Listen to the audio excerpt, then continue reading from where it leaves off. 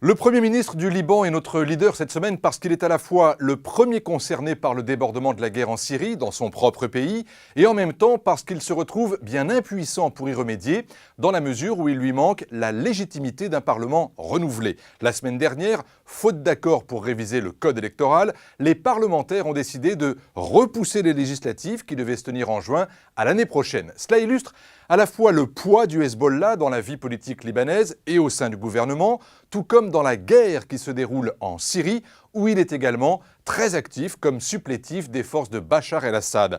Tamam Salam, dont la famille a toujours servi le pays plutôt dignement, risque bien de se retrouver l'otage d'une guerre à ses portes qui risque de briser le très fragile équilibre politique des institutions libanaises.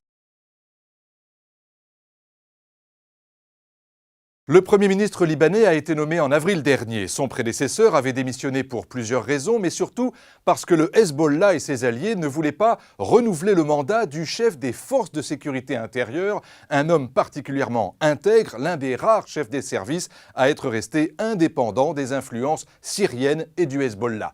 Tamam Salam hérite donc d'une situation compliquée. À 67 ans, il a lui aussi une réputation bien établie d'indépendance, de passerelle entre les différentes communautés et les clans. Lui-même est sunnite, son père a été plusieurs fois Premier ministre dans les années 50 et 60. Salam est proche du fils de Rafik Hariri, proche également des Saoudiens qui injectent énormément d'argent dans l'économie libanaise pour que le pays tienne bon. Comment peut-il convaincre les Libanais de ne pas se précipiter dans le conflit syrien qui dévore les chiites et les sunnites à quelques kilomètres seulement de Beyrouth? C'est là qu'il lui faudrait obtenir un pacte des différents clans qui composent sa majorité, mais il ne peut le faire sans affronter le Hezbollah qui, en fonction du résultat de la guerre en Syrie, sortira de ce conflit sur la scène libanaise fortement affaibli ou au contraire puissamment renforcé. C'est vrai qu'on peut se poser la question depuis que certaines régions se sont enflammées, celle de Tripoli dans le nord, où sunnites libanais pro-rebelles et chiites minoritaires pro-Bachar se déchirent pour contrôler en partie la zone frontalière afin qu'elle serve de relais pour l'approvisionnement en armes et pour les réfugiés et les blessés. Même chose dans la plaine de la Bekaa sous contrôle du Hezbollah, dont les combattants chiites se servent pour se replier et participer aux attaques de la ville martyre de Koussaïr.